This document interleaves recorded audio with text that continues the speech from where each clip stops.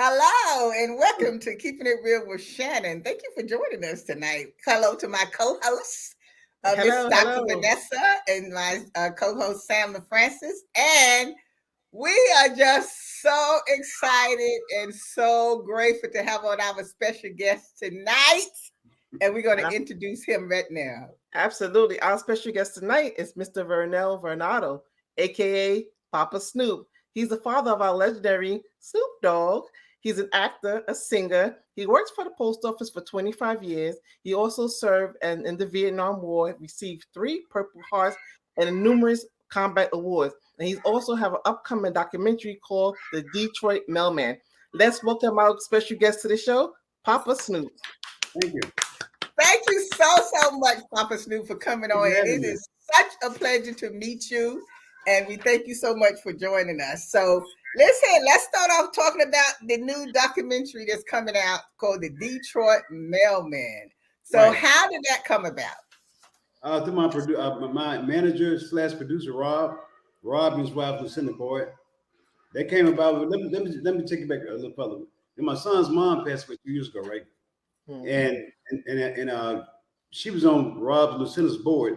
They do prison reform, and they was walking back to their vans. I offered them a ride back to my son's compound in a limousine. You know, they got inside. We started talking. Found out Rob was from Detroit. Found out he lived on the east side. I lived on the east side. And we took it from there. Oh, wonderful! Now you was a mailman in Detroit for you was a mailman for 25 years. I know you was part in California. Yeah, 15 in LA, 10 in Detroit. Yeah, and in Detroit. Mm-hmm. What was that like? Of being a mailman letter carrier, what were some of the experiences that happened to you? Because we have heard some of the stories. Well, no, we deliver more than mail. Yeah. Anyway, that being said, I'm 20 years old, right? Fresh out of Vietnam, and the way I came into the post office, my sister-in-law worked at the post office. My sister worked at the post office. They told me they was hiring veterans, so I took the test before I got out of the military. And I got out in January, the first week in March, they hired me. But back then in 1970, they had jobs, man. You feel me? They had jobs all over the place. I could have been a cop. I could have been an emergency man. I could have went to GPS. I chose the post office. Mm-hmm. And that was a good thing that you chose that, because, I mean, you really became famous also in the post office with the employees there in management. In Detroit, I went to management. I was management / carrier because, in Detroit, back then, carriers was bad about calling in sick in the wintertime, right? Detroit get real cold like New York. And I kept a uniform in my locker because my job was to move the mail, hold down on complaints, make sure people wasn't stealing. So I was mailman / supervisor. But all the people on my route loved me. So right now, since my documentary is being edited, I'm getting a whole lot of people calling me from Detroit, man, we can haul away, because they know me. They was kids back then, you feel me? So when you have your own route, you form relationships. So I watched kids grow up and beat somebody. I watched kids grow up and get killed. I seen kids grow up and go to jail. So it's a combination of things that you see when you're a mailman. Mm-hmm. So I guess it's never anything that you have not seen. Well, sometimes people say, have you seen it all? I'm sure you've seen it all. I say I've seen it all. Like I said, I seen people get beat up. I seen people get killed. Mm-hmm. But like I said, the biggest problem I had was my route was 40% people on welfare.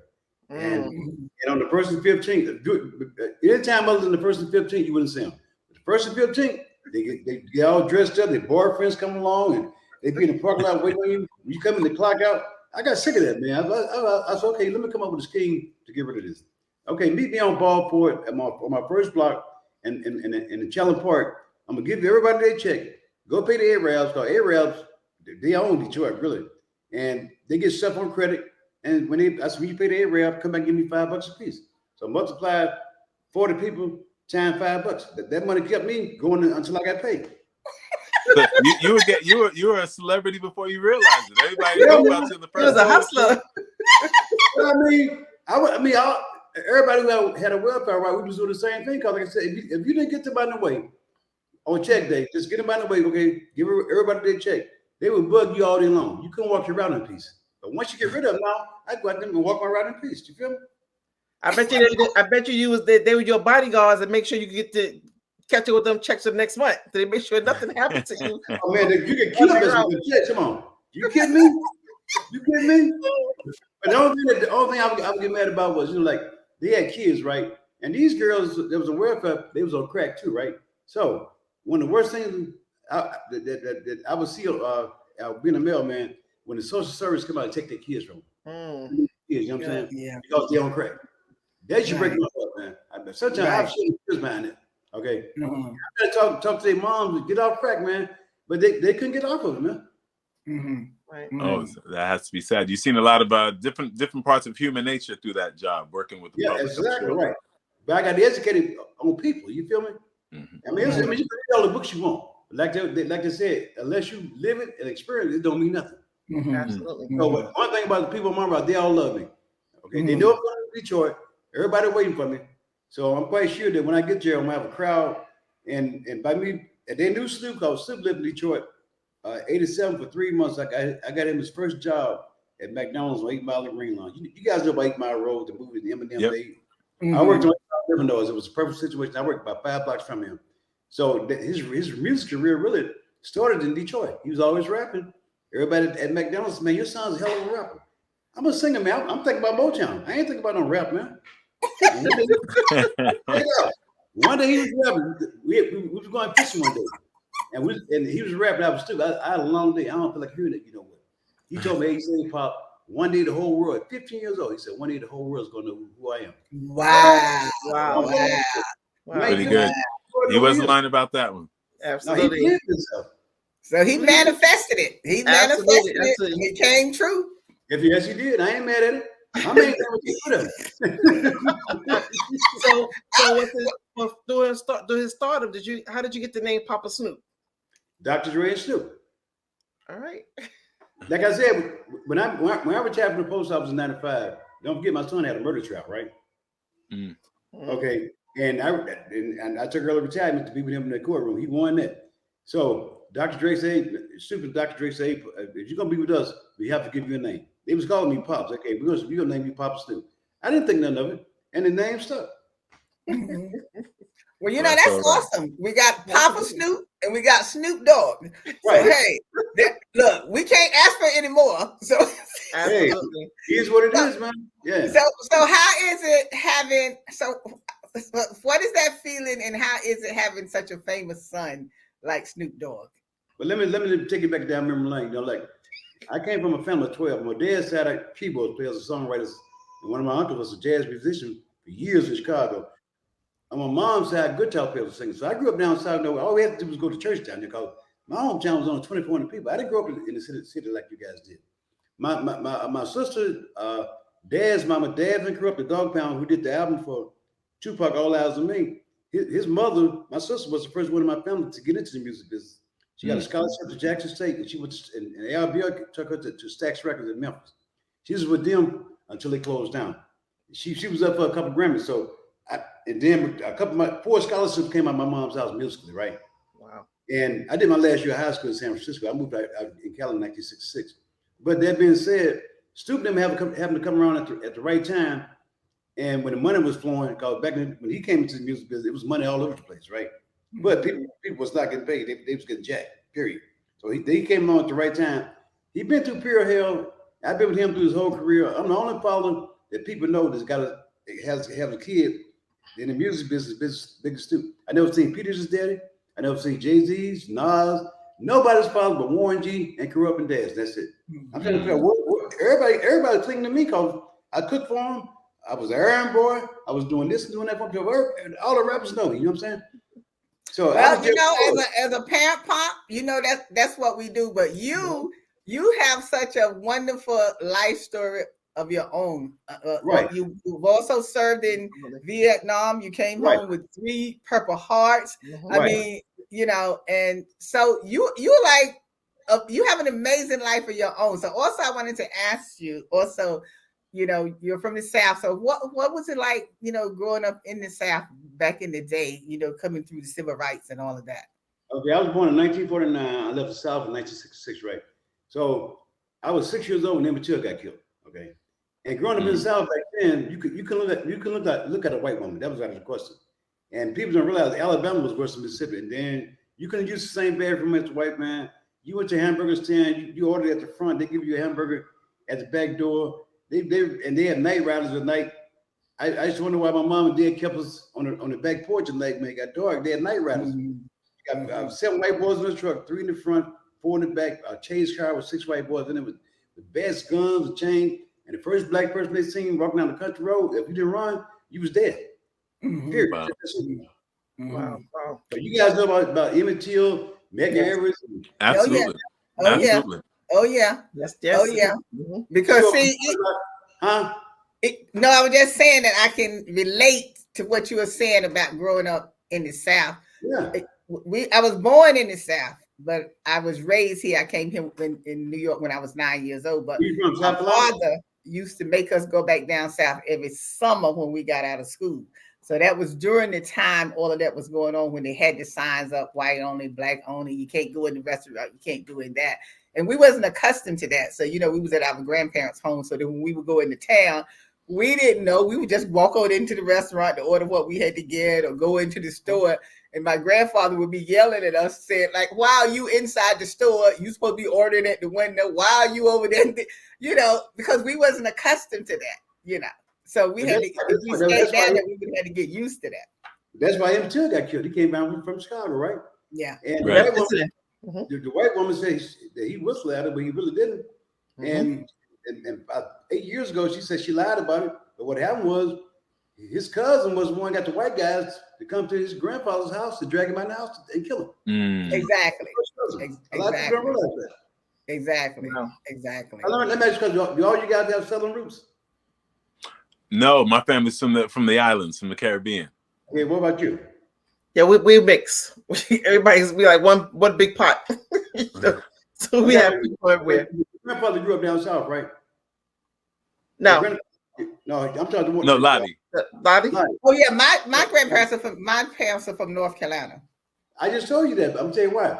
My sister lived in New Jersey for 45 years, right? All her friends was from North and South Carolina because that was the closest point to get away from the South. All my people went to California, but most of the people on my block went to Chicago. Okay, Chicago. Yeah, that's where the jobs were. That's where the jobs were. You had Kalamazoo, and you had the steel mills in Gabriel. Wow. Yeah, California was known for aerospace. Okay. This is how my family. My dad's family was in California. But everybody else that went to school, they all went to Chicago. But what inspired the move from Detroit?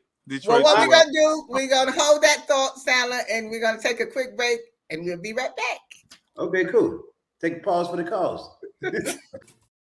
Hi, welcome back. If you're just joining us, our special guest tonight is Poppa Snoop, and we've been having such a good time talking to him. So we want to continue talking to him.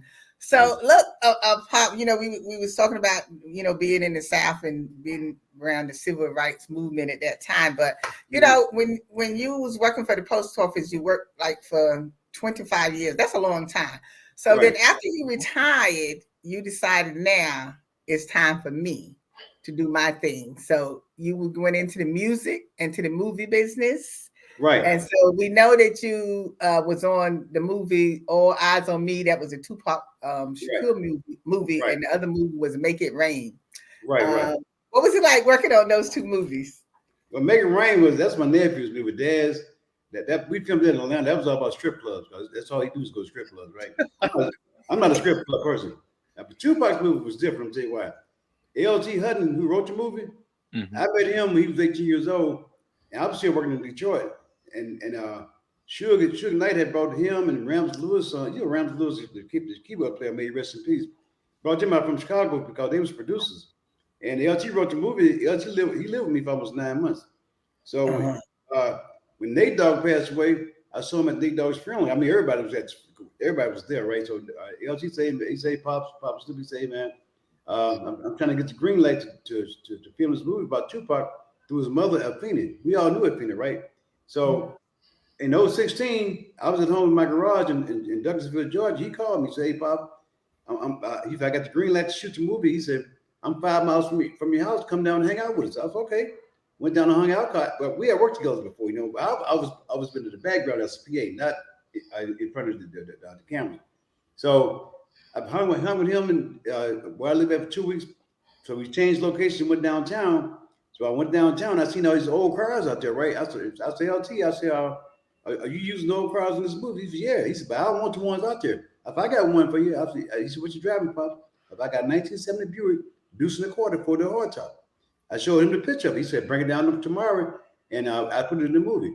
So the next day, he filmed my car first, right? So he said, hey, Pop, just hang around. He said, I might have something for you. So I was married during the jam, so I went to Orlando, Florida, down to my time sharing. I was at BB King's House of Blues, and he texted me, say, hey, Pop, I got 5 scenes for you in the movie when you get back. I come by the set, and I'm going to hook you up. So that's how I got in the movie. Wow. Did you ever have any inclination or any desire to be in movies or in entertainment, any form of fashion? Not really. Sal, let me tell you what. I've been in the movie business. I mean, doing films since '92. Dr. Dre put me in my first video, "Let Me Ride," and "Nothing But a G Thing." You remember those songs? Yes, I do.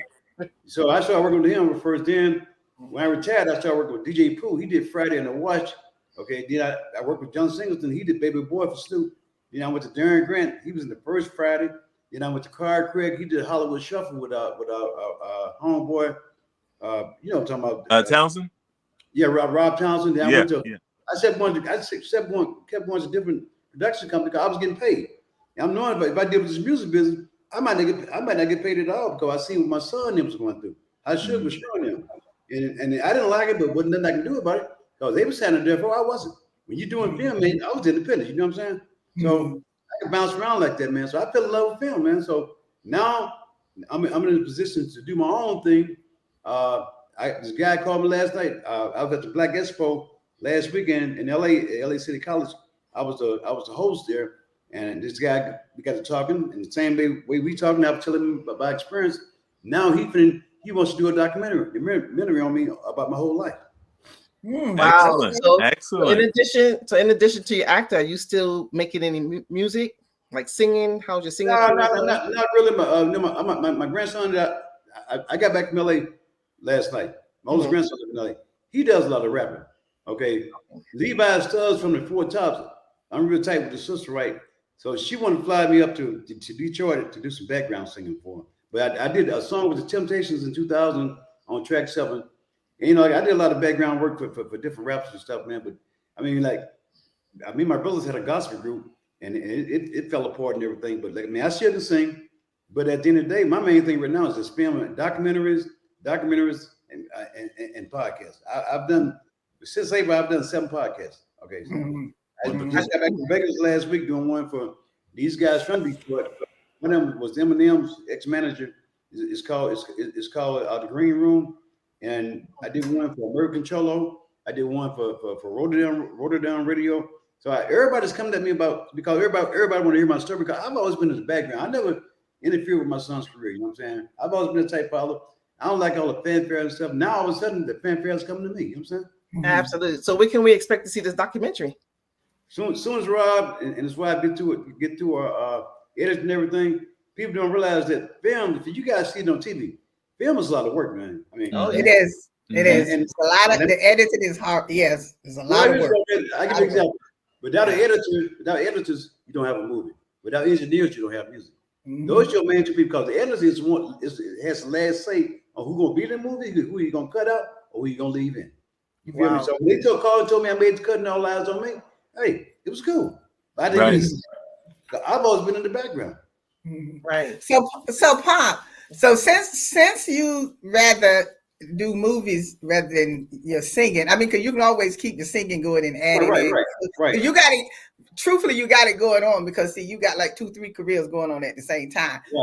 Movies, doing the movies now seem to be what you really are interested in doing. What is it when you are doing a movie? Like, what is it? What it means to you to be doing movies and be in movies doing a character? Do you want to do more character stuff in the movies, or what is it that you want to do more in the movies? I want to do more characters. I'm telling you why. Here's the deal. This is how the film business works. Marla Gibbs played on Jefferson's, right? Right. She was just up in Detroit with Thelma, right? And her daughter was an acting coach, right? So the first 2 movies I did 3 movies. I did Rhymes and Reason with the Lost Boys. They from New York. Remember the Lost Boys? Yep. New York. Okay, one of them got killed right after the movie. Anyway, I was in the movie with them. Then I did Make It Rain, but they really wasn't no bona fide movies. They was more like low budget movies. Tupac was $175 million movie. You know what I'm saying? Right. So when you go with $50 million, then you kind of halfway rolling, right? So that being said, like I said, it was gratifying when I went to I didn't go to the premiere because I didn't feel like being around all them people. You know what I'm saying? People hollering at me, Poppa, Snoop, get me in. You know how I want to hook up and all this stuff.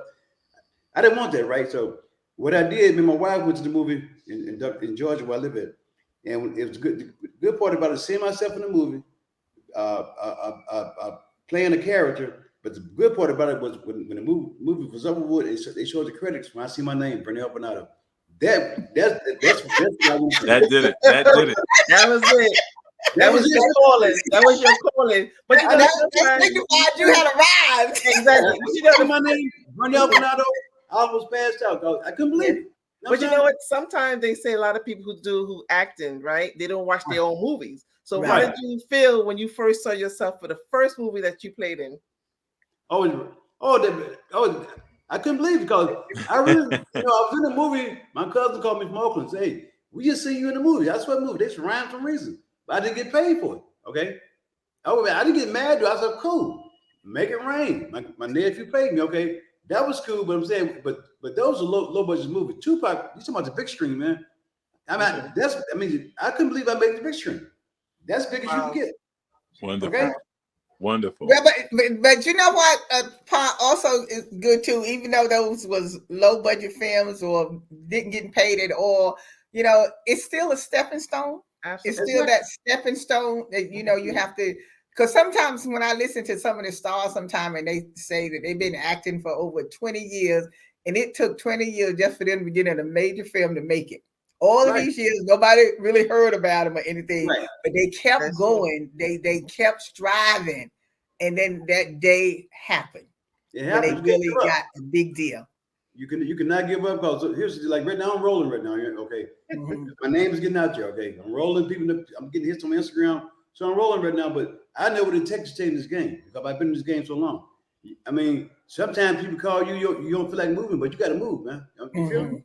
You just can't be sitting around when that phone ring. You got to move because you only get so many chances in the movie business. Okay, sure. Okay. At some point, would you like to see yourself go from Poppa Snoop to becoming on the screen just simply known as Varnado?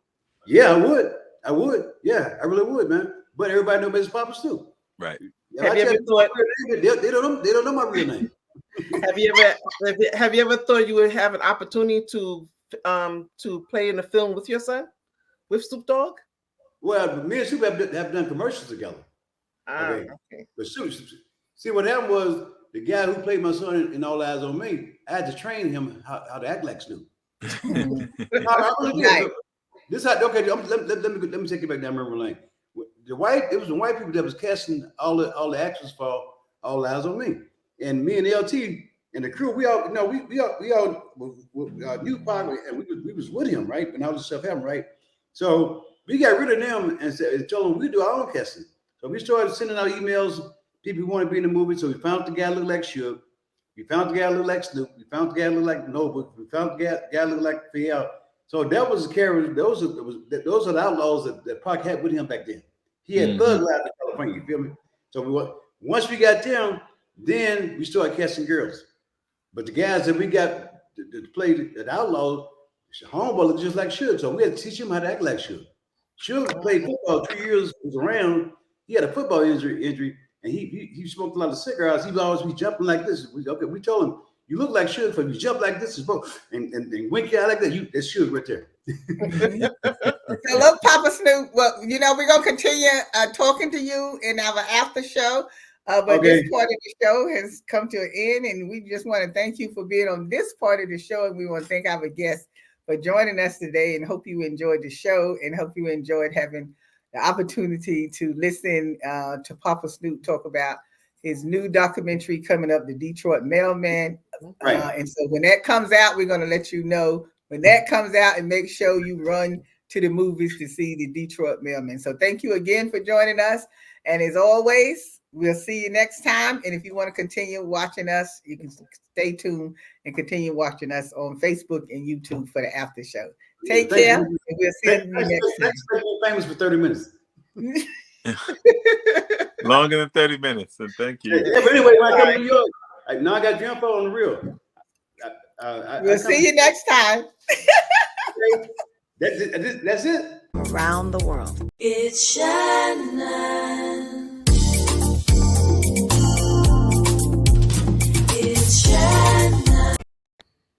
Okay, we back. Thank you for sticking around for our after show. We was talking to our special guest, Poppa Snoop. And before we ended the first half of the show, Poppa Snoop, you was telling us about the movies that you had been in. Now, what I wanted to ask you, is there any particular type movie you would like to play in as far as the character? Do you want to be serious playing? You want to play, gangsters, or you want to play serious, characters in the movie? What are your goals going forward? Well, my thing is, I'm better off at playing a gangster movie. If I've been around, I know their demeanor. Okay. Plus, I'm a street person. I've been around them. You know what I'm saying? So I would like to play a gangster movie with suit and tie. You know what I'm saying? Smoking a cigar and chopping it up. You know what I'm saying? Have you, Poppa Snoop? That's really interesting because you make me wonder. Have you actually written any scripts or screenplays or? No. Is that something you're interested in? I'm sure you get fielded with a ton of scripts and screenplays all the time. Hey, Sally, I know I can do it though. That's all right. I know I can do it. Now my grandson right here, my grandson right here.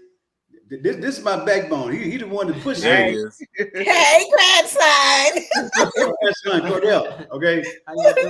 Hey, good to see you, brother. He the one drug me out of my garage in Georgia. Said, Grandpa, come on out here with the family. You ain't doing nothing sitting around every day getting bored. So I'm back out here.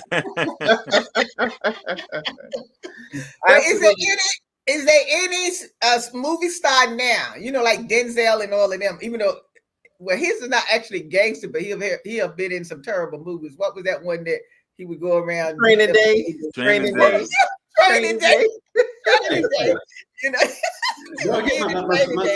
So, who are some of the big shot stars that you would really like to work with? Be honest with you, you ain't gonna believe this. I'm gonna tell you what I watch on TV. I watch TCM, Turner Classic Movies. Humphrey Bogart, Eddie G. Robinson, and George. I really be like Humphrey Bogart because he was the man. The way he dressed and everything, the way the women dressed, those are my movies. I don't care about these new movies. Those are my movies, man. I really play a black Humphrey Bogart. I'm serious. You could probably do something to bring a new version or a remix to a movie with one of your favorites. Absolutely. But think about it. You watch your old movies. Look how the women dressed back then. It was real actors back then. These actors nowadays, they're all right, but they were like Humphrey Bogart and them guys I watched back in the day. Dana Andrews and all them. That's what I watch, man. Carl Robertson, you know what I'm saying? Ozzie Davis, you know what I'm saying? Those type people. Classics. The chef. Well, you know what, Poppa Snoop, then you might be good in a movie with Leon DiCaprio because he likes to play those type of movies also too. He's good in those types of movies. Yeah, right. So that might be a good part. Tell them to call you. Tell them to call you. You want to be in a movie with Leon DiCaprio. I call Snoop. Snoop knows them, right? He knows all of them, right? Like I said, my main focus right now is get these documentaries out of the way. Detroit Mail, man. And then take it from a documentary to a movie. Okay, this is my main goal right now. Then once I get a movie, then I can portray a gangster because I was around these towns in Detroit during the drug era. Okay, and they was bona fide gangsters. You hear me? Yeah, we believe it. We believe it. I was around them every day. I mean, they say gangsters. They say gangsters and gang stuff out there today, but they're not really gangsters like yesterday, like old school. No. 70s. Yeah, they more updated gangsters. Absolutely. Updated? Updated gangsters. That's what they are. So do you feel that it's not the young people doing it, it's the older ones doing it also too, wanting to be gangsters and do bad things and stuff like that? Do you think how do you feel about that with all of this going on? Oh yeah, and I just had wanted to mention before because I meant to say it when you had brought up about All Eyes on Me. I saw where they finally arrested the guy that they said that killed. KVD.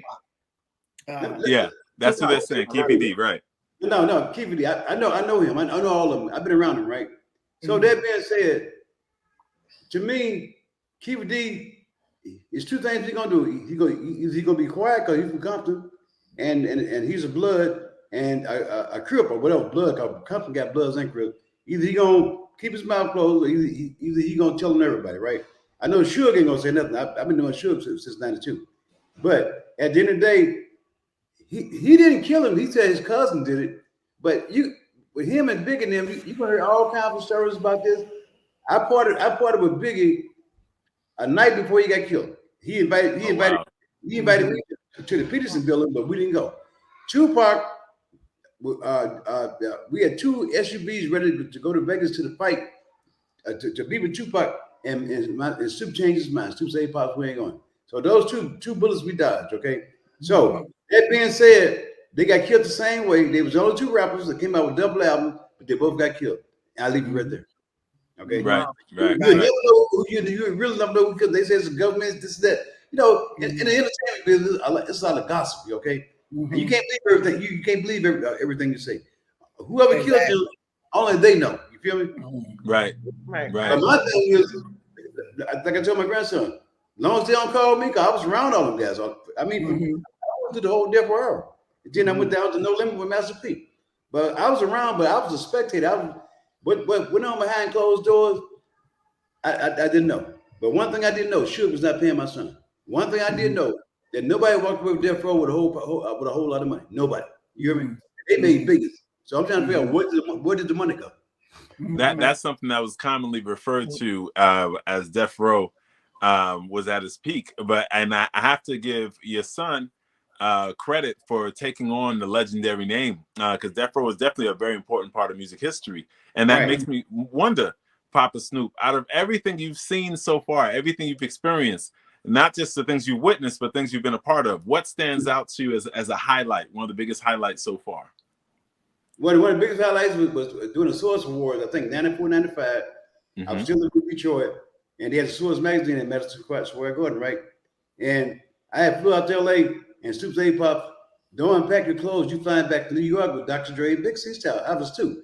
I'm right there in Detroit. Why did you have me flying way out to LA? Got to fly back to New York. I could have flew from Detroit in an hour and a half being in New York, right?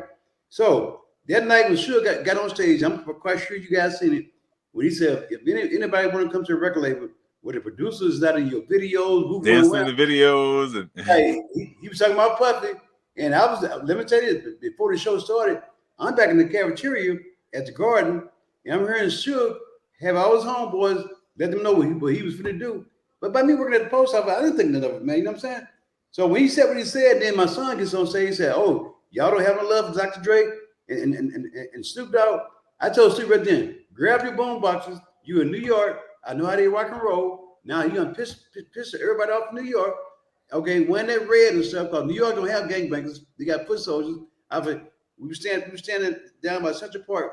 I said, when that light changed, we're gonna run across that light. We're gonna run all the way down Central Park. Don't look back. Just keep running. I've called 9 times out of 10. We finna get our ass whooped. New York, man, come on. That was a legendary time in New York City, and your son stood the test of time. Your son definitely stood the test of time.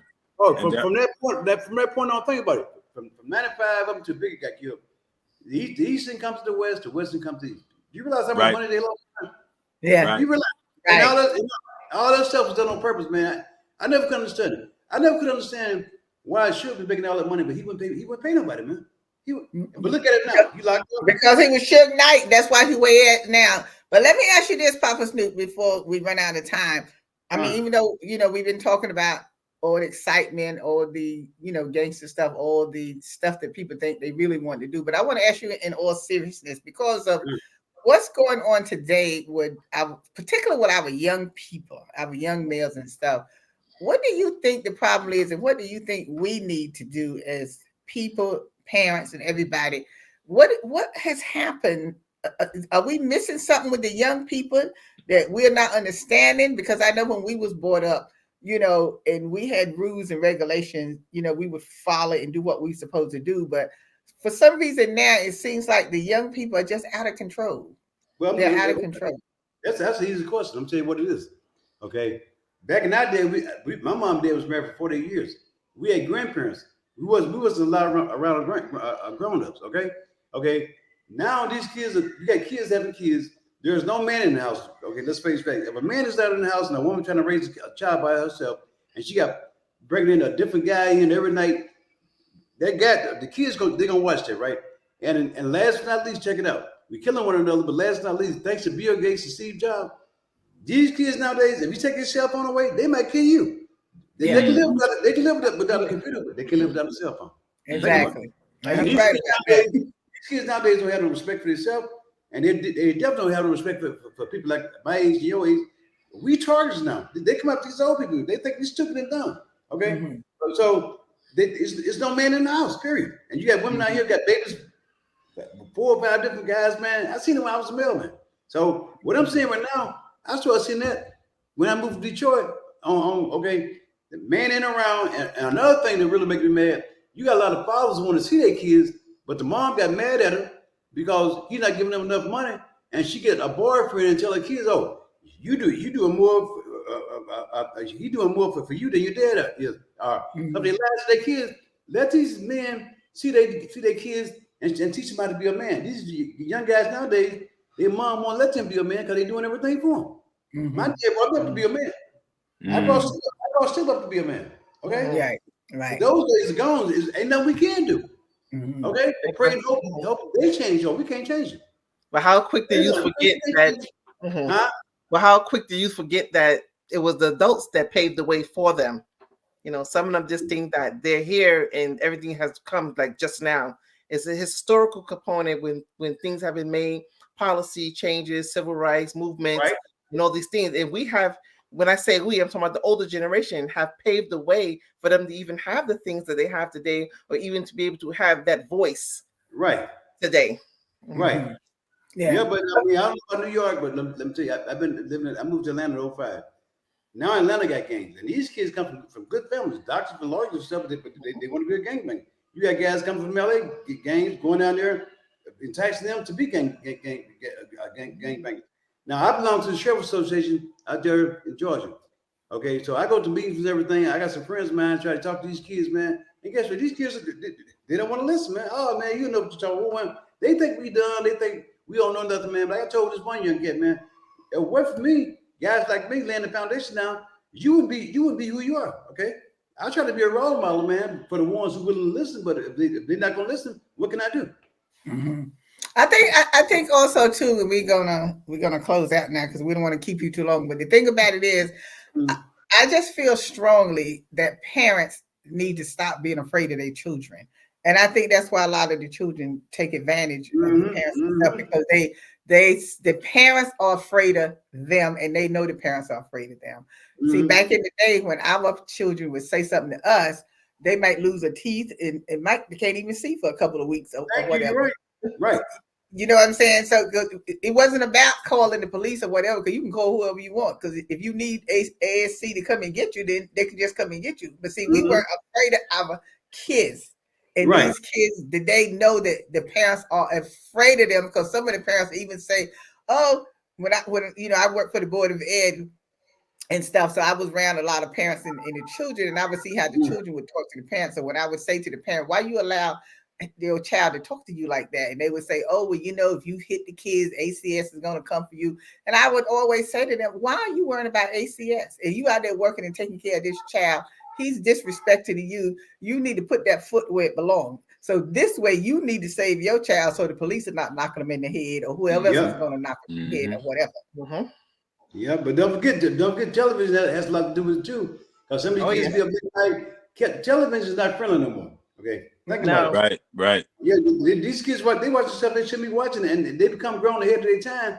But the thing about me, what I think about right now, as blacks right now, we're doing worse now as blacks than we did when I was coming up. Because we came up, we were trying to be somebody. We were trying to make a name for ourselves. Exactly. But they don't realize that these kids that's coming from India and all these foreign places, they taking over the United States. And to be honest, the United States is no longer the United States. The United States is a foreign country. Yes. Down in Georgia, every store I get to, who own it? Indian. Okay, Arabs on it. I don't see no black owned stores in Georgia. None. You hear me? Yeah. None. Well, on that note, Pop, Wow. let me say, let's stay in prayer for our children, our people, Right. and whoever we can save, Right. save. Same. If whatever young person we can save, we're gonna save them. We can't save everybody, but we can save some. Because truthfully, I've learned in dealing with the young people, they're just looking for attention. They're looking for attention. That's all they're looking I for. agree with that. They want to be disciplined. If you kick that butt like it's supposed to be, they might say something to you, but they appreciate it because they'll come back and tell you later, I thank you for doing that for me at that time. Because I've had young people come back to me and say, thank you, Miss Shannon, for saying to me what you said to me. Because see, I'm not afraid of them. I tell them right quick, pull them pants up.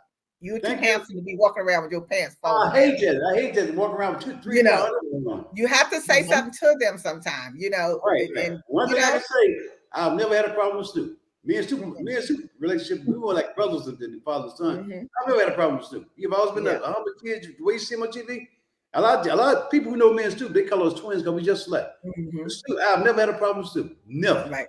Because he know how far to go. That's why you don't have a problem with it. He know what's going to happen. The only problem I have with Snoop he know he might get another nickname besides Snoop Dogg. He messing with you. The only problem I got with Snoop, he smoked too much weed. I told him you messed up the ozone layer. He meant the whole. That's why the weather's out there. It's raining, ain't no rain.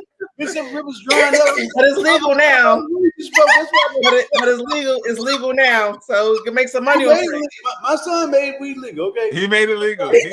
It's on him. And that's why he's still famous because he talks about that he smokes it. He's not ashamed to smoke it. He's not ashamed. Everybody just knows about it. So that's what I'm saying. He's so cool and everything. But when you see him, please tell him that we love him. Okay. And that we thank him for being the person that he is. And hopefully one day we might get to meet him. Hopefully we might get to meet him. Anyway, so thank you again, Pop. I want to thank y'all for having me on. I really thanks a lot. Absolutely. Our pleasure. Thank you. And we thank you for coming on and being such a fun guest. This is what we love, being such a fun guest. I got you my phone. When I come to New York, I'm going to holler at you. Okay. Absolutely. All right. All right. I got to make it, man. Thank you again. Excellent. So, thank you all for joining us tonight for the after show. This is my great granddaughter right here. Hey, Double. Hello. Hi. How are you? How are you? And look, everybody, watch out for the Detroit Mailman when it comes out with Poppa Snoop, because we're all gonna run to the movies and see it pop, and we'll let you know what we think at a later time. So thank you again, and hopefully you'll come back and join us again. Just let me know. I'm down. Okay. Absolutely. All right. Okay. Vanessa, thank you. And thank you for watching. So as always, we'll see you next time.